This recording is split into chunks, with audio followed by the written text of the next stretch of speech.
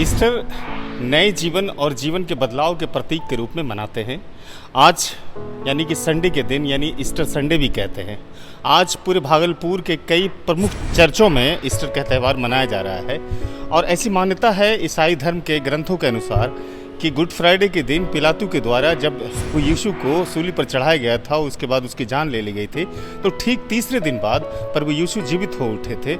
उसी के उपलक्ष्य में हर्षोल्लास के साथ पूरे देश में ही नहीं बल्कि पूरे विश्व में ईस्टर का त्यौहार मनाते हैं। आज पटना डायसिस के डॉक्टर पीपी मरांडी जो बिशप हैं हमारे साथ मौजूद हैं कैथेड्रल चर्च में, जो भागलपुर में घंटाघर के में अवस्थित है, और सर से जानने की कोशिश करेंगे कि आज के दिन प्रभु यीशु जीवित हो उठे थे, उसके बाद हर्षोल्लास के साथ त्यौहार मनाया जाता है।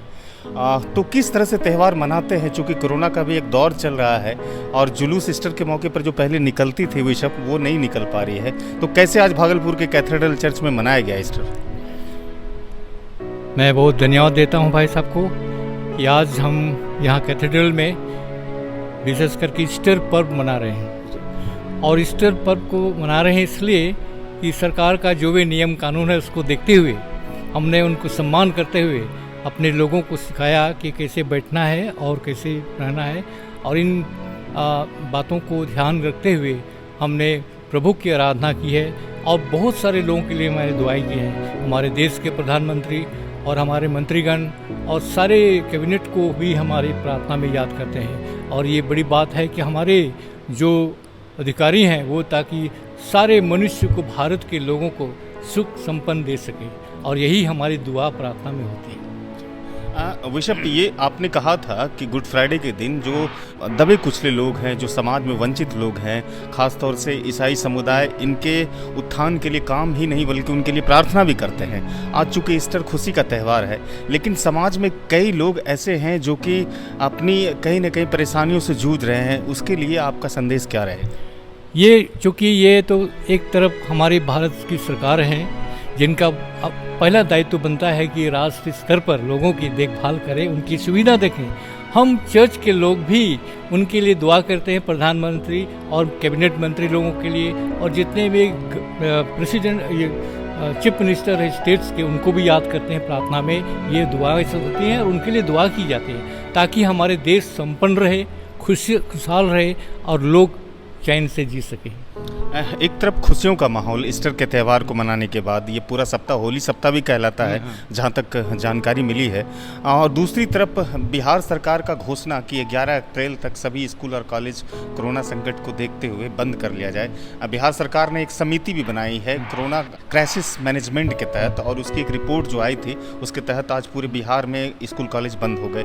एक तरफ खुशियों का माहौल ईस्टर को मनाने के बाद, और एक तरफ दूसरा कोरोना का संकट, बच्चे की पढ़ाई बाधित हो रही है। ऐसे मौके पर आप क्या कहेंगे?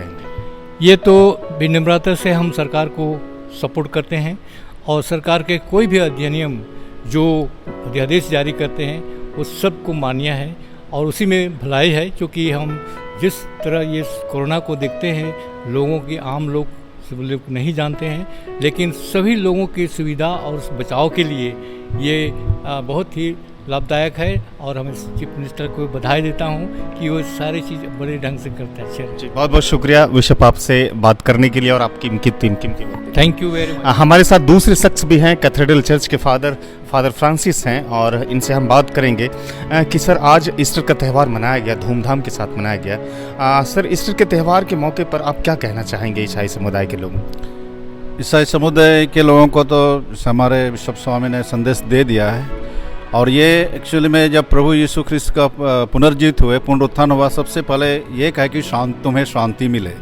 ये शांति के लिए है, अमन के लिए है कि सारे ईसाई समुदाय के लिए और साथ ही सारे मानव जाति के लिए, हमारे बिहार वासियों के लिए और देशवासियों के लिए, ये सभी मिलजुल करके, मेल मिलाप करके और शांति से रहे, यही विशेष संदेश है। फादर, एक और चीज़, प्रभु यीशु ने अपने पूरे जीवन को प्यार और सादगी में बांट दिया, मतलब अनुयायियों की रक्षा के लिए उन्होंने प्राणों की बलि भी चढ़ा दी। हालांकि कहा जाता है कि परमेश्वर की मृत्यु कभी नहीं होती है, चाहे वो किसी भी धर्म में परमेश्वर का पदार्पण हुआ हो। लेकिन आज जो ईसाई धर्म का मैसेज है, और या फिर कोई भी धर्म का जो मैसेज है, सभी धर्मों को जोड़ करके रखने की बात कही गई थी।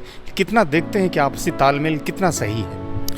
धर्म हमेशा से ही मेल मिलाप और शांति से रहने के लिए एक दूसरे को जीने का तरीका सिखाता है।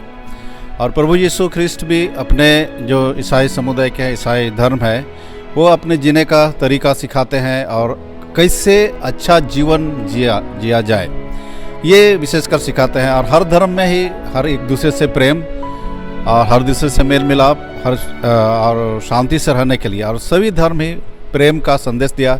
और प्रभु यीशु मसीह का मेन भी संदेश था परमेश्वर का प्रेम के वजह से ही प्रभु यीशु मसीह बलिदान हुए थे कि हम मानव जाति के लिए, कि उनका ये प्रेम था कि यीशु मसीह को बलिदान होने के लिए दे दिया। ये प्रेम का संदेश है और जो हर धर्म में पाया जाता है और इसको बनाए रखने की ज़रूरत है इस वक्त समय में। एक आखिर में सवाल करना चाहूँगा, थोड़ा सा ईस्टर से हट करके है।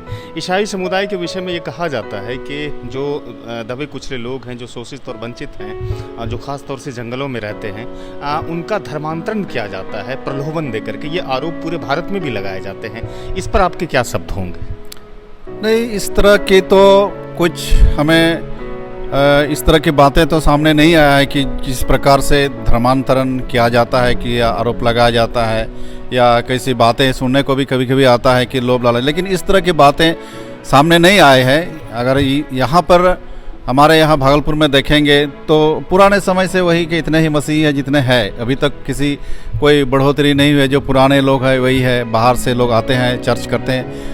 अभी एक भी हम भागलपुर में एक भी ऐसा केस नहीं रहा है कि किसी का धर्मांतरण किया गया है। हमसे बात करने के लिए बिशप और फादर दोनों का बहुत बहुत शुक्रिया। तो ये सब थे बिशप और फादर फ्रांसिस के, जिन्होंने कहा कि कई तरह के संदेश भगवानों ने दिए हैं अलग अलग धर्मों में, लेकिन सबका एक ही उद्देश्य होता है कि मानव को एक दूसरे से जोड़ करके रखना। और मैंने एक सवाल पूछा था धर्मांतरण को लेकर के, हालांकि आमतौर पर जो प्रमुख मीडिया है उनमें सवाल नहीं पूछे जाते हैं, लेकिन मैंने पूछने की कोशिश की और उन्होंने बहुत ही बेहतरी तरीके से जवाब दिया और सफाई से कि ईसाई धर्म के ऊपर में धर्मांतरण के जो भी आरोप लगते हैं वो निराधार और गलत हैं। अपनी स्वेच्छा से लोग प्रभु यीशु की आस्था में आकर के लोग अपने इस धर्मों को अपनाते हैं या फिर इनकी विशेषताओं को समझते हैं। तो आज की इस वीडियो को यहीं पर ख़त्म करते हैं। ऐसे ही अगले वीडियो के लिए हमारे साथ आगे बने रहेंगे। इस वीडियो को यूट्यूब और फेसबुक पर जो भी देख रहे होंगे उसे लाइक करेंगे, सब्सक्राइब करेंगे। धन्यवाद। Happy Easter.